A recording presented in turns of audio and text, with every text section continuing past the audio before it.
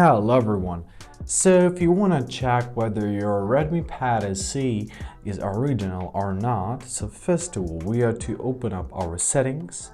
Now in our settings we are to find our About Tablet tab. It's the first one here, and we are to find our detailed info and specs section.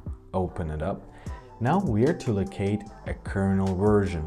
So tap on it 5 times. 1, 2, 3, 4, 5. And as you see, we've just entered an SIT, which is a special test mode where you can perform additional checks on the device. Now in this mode, we are to tap software version. And here we will find our FSN and PSN. PSN is basically our serial number. Now compare it with the one on your box, and if they match, it's a good sign that your device is original. After that, you're to close your test mode. So if you're using button navigation, simply press on the home screen button. If you're using gesture navigation, simply swipe up from the bottom of your screen and close all of the tabs. Let's open up Google Chrome or any browser which you are using, and you are to search Xiaomi Verify.